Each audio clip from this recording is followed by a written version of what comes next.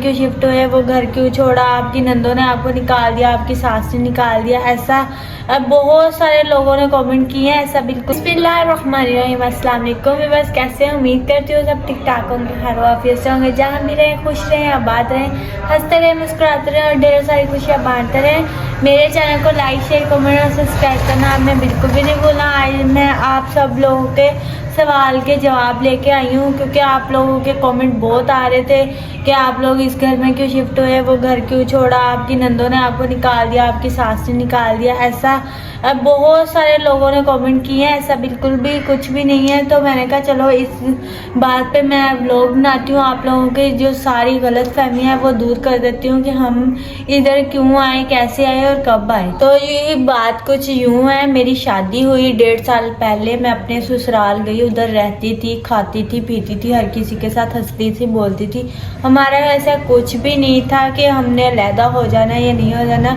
बात सिर्फ इतनी थी कि वो घर है अभी फ़िलहाल छोटा, उसमें सिर्फ 3 कमरे हैं। एक कमरे में ईशा ज़ारा का सामान है, एक कमरे में मम्मा पापा का सामान है, और मेरे घर माशाल्लाह माशाल्लाह मेरा इतना सामान था, छत भी कमरा भी फुल हुआ पड़ा, आप लोगों को दिखाया।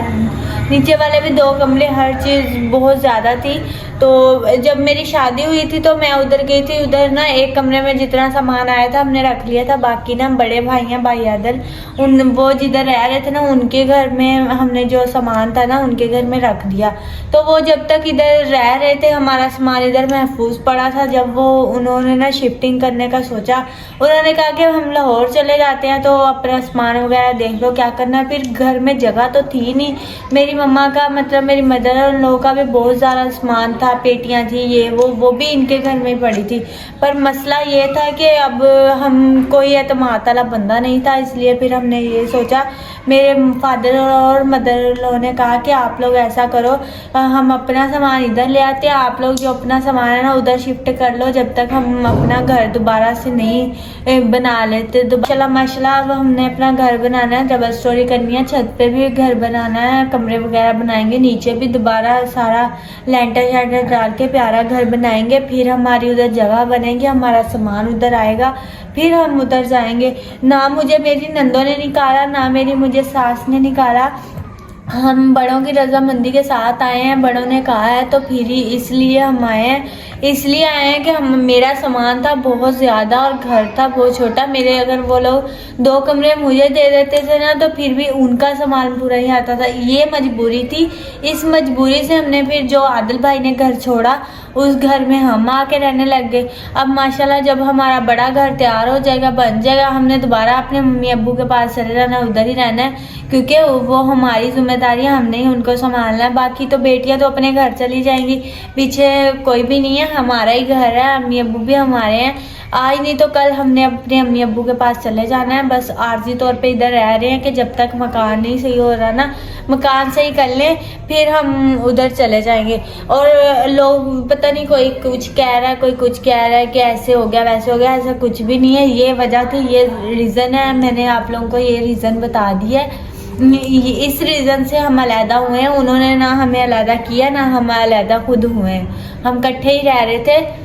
तो बाकी और लोग भी बहुत कमेंट करते हैं ईशा ज़ारा ऐसे वैसे, ऐसा कुछ भी नहीं है, बहनों की तरह रह रहे हैं हम भी बहन।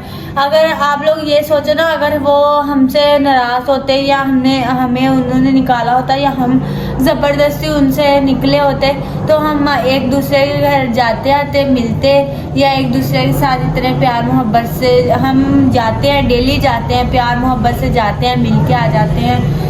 डेली जब शान के बाबा आते हैं हम उधर चक्कर लगाते, कभी वो आ जाते हैं, कभी हम चले जाते हैं, ऐसे रल मिल के गुजारा। जाना तो हमने फिर भी बड़े घर है, हमने क्यों निकलना है, ये मजबूरी थी।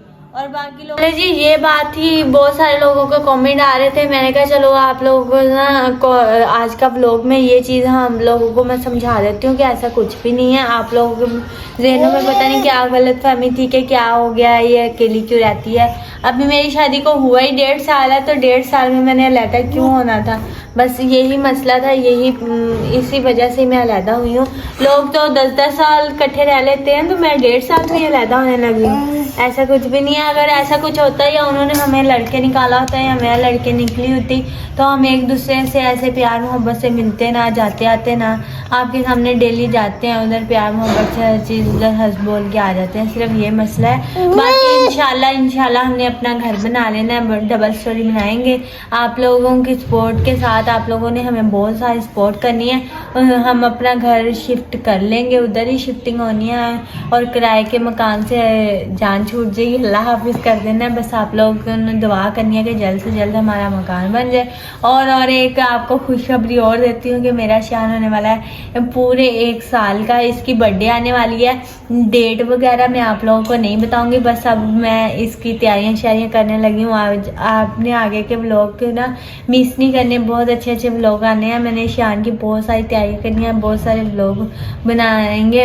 हर व्लॉग आपसे शेयर करूंगी। शान की बर्थडे आने वाली है। शान की बर्थडे हमने ऐसे करनी है, धूमधाम से करनी है। क्यों भी शान तो मुझे आइडिया देना है कि शान की बर्थडे से में क्या होना चाहिए, क्या नहीं होना चाहिए, कैसे होनी चाहिए। कुछ लोगों ने मुझे बताना है कि इसकी ड्रेसिंग कैसे होनी चाहिए, कैसे नहीं। तो आगे के व्लॉग आपने बिल्कुल भी मिस नहीं करने शान की बर्थडे वाले। आज के लिए इतना ही, कल मिलते हैं नेक्स्ट वीडियो के साथ। तब तक अपना बहुत सारा ख्याल रखिएगा, दुआओं में याद रखिएगा। अल्लाह हाफिज़, अल्लाह नईबान। और मेरे चैनल को लाजमी सब्सक्राइब किया करें जिसने नहीं सब्सक्राइब किया, और पूरी वीडियो देखा करें। इसके लिए मेरा वॉच टाइम पूरा करवाएं आप लोग।